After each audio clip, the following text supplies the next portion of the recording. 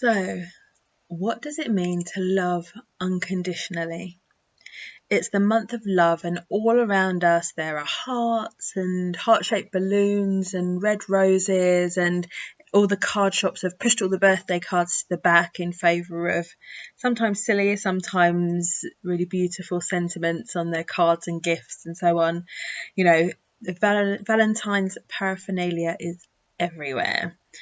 So this month I'm joining the fun and I will be talking about love, but not just the commercial, show you love someone by buying them something kind of love. I'm going to be talking about true love, which for me is unconditional love. That's for yourself, for your life, and for your loved ones in your relationships.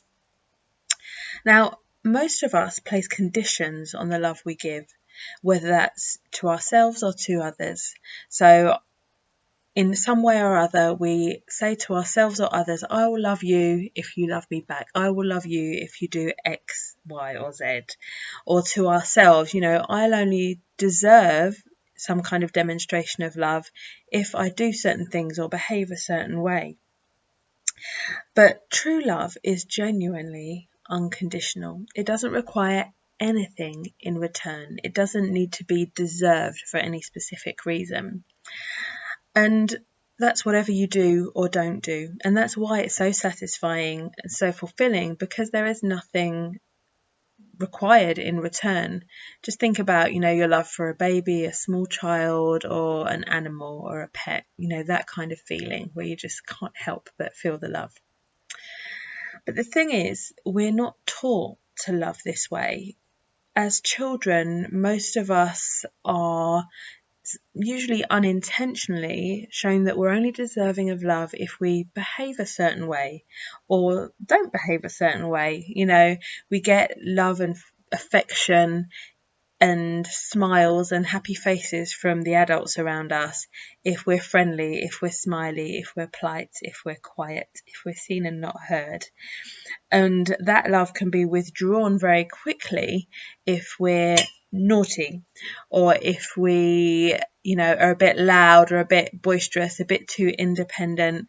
We act in a bossy way. If you're a girl, you might have been called bossy, and whereas if you're a boy, you might have been told you were rude if you weren't being extroverted and interacted with people. It can show up in all kinds of ways. And the thing is, that can play out in our adult life. It can make us hold back. It can lead us to people-pleasing behaviours, often to the detriment of ourselves, and also to self-sabotage, because some of those things we become to dislike or even hate in ourselves are the very things that make us who we are. And the other problem is that we begin hating those parts of ourselves, and it means that we don't love ourselves as a whole, because you're not going to change those elements of yourself. Or if you do have behaviours you want to change, then if you're coming at it from a place of self-loathing, it can be really hard to make those changes, because you, at the same time as loathing yourself for those things, you don't actually love yourself enough to think you're deserving of making a change and being happy. So as I said, love is unconditional, and loving yourself truly is, in the words of Whitney Houston, the greatest love of all. It is the thing that will make the difference, because it has a ripple effect in your life. It will make it easier for you to receive love, genuine love in a relationship, to attract the kind of people who will show you the kind of love that you want and deserve. It will make it easier to show up in life and in business and at work, because you're not judging yourself for just being who you are, and it means you're less likely to attract judgment from others. And it means you can just enjoy life a hell of a lot more if you haven't got this inner critic in your head making a lot of noise about how you do or don't deserve this or that.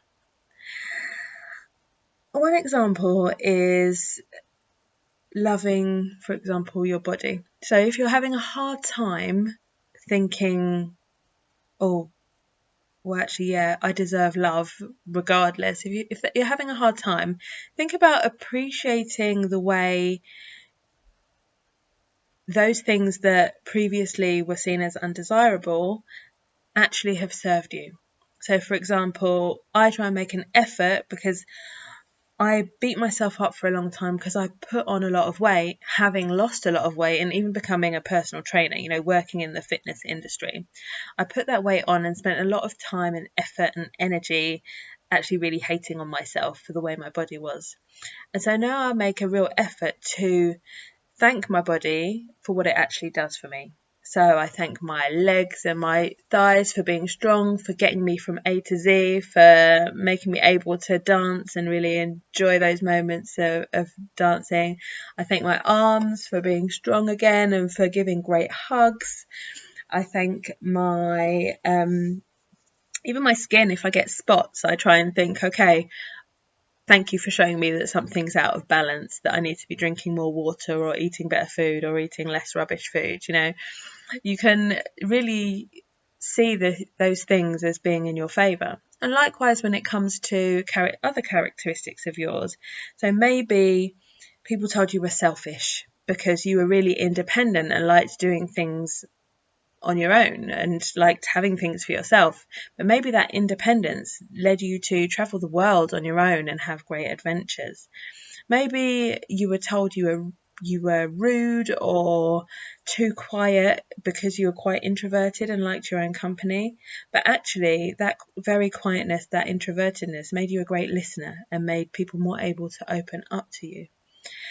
Maybe you were even called lazy, but that laziness actually made you really able to just chill and be in the moment and to see what happens next and really just savor life in that sort of slow, chill kind of way, which, I would love to do more of myself. So think about how those things that maybe were criticised when you were young, maybe that you dislike in yourself, have actually served you over the years. And I know the phrase self-love can seem a bit cheesy, but it's definitely worth practicing because of those very ripple effects I mentioned earlier. And the fact is, you deserve love. Wherever you're at in your life, wherever you've been, whatever you've experienced, whatever you've done, whatever you've been told, you deserve love. You deserve to be loved. You are lovable and you are capable of loving. And you can step into that much more if you practice loving yourself first and foremost. So don't wait for someone else to show you or prove that you are worthy of love by giving you a Valentine's card. Start now and start with yourself, just as you are with all your imperfections, because you are perfect in your imperfection. And if you're not feeling the love towards yourself, or as you listen to this, you can hear your inner critic having a go and telling you how you might, for all the reasons that you're not lovable, then feel free to get in touch. I would be happy to have a chat, because as a Freemind hypnotherapist and facilitator, I help my clients to go from stuck and overwhelmed and self-sabotaging to really loving life and loving themselves. And so if you went into this year thinking, I really, really can't have another year like last year, and suddenly it's February and you're thinking, oh my gosh, it's February already, and a month has passed by and I'm not feeling any better, things aren't changing, but you're really ready to make that change and to see real changes for the better in your life, I'd be happy to give you a free discovery session. We can speak online or on the phone, and I'll help you to really connect with, okay, where you're at right now, how you got there, and what are the shifts that you need to make to help you to move forward and get unstuck and to feel good about your life. So if you would like that, please do get in touch at hello@saralouisefox.com. That's hello@saralouisefox.com. I'll also put a link with this video, or you can just send me a message on whatever platform you are using to watch this, whether that's Facebook, YouTube, or something else, or the website. So have a great February. I'll be back next time to talk more about love, and I wish you a very happy month of love.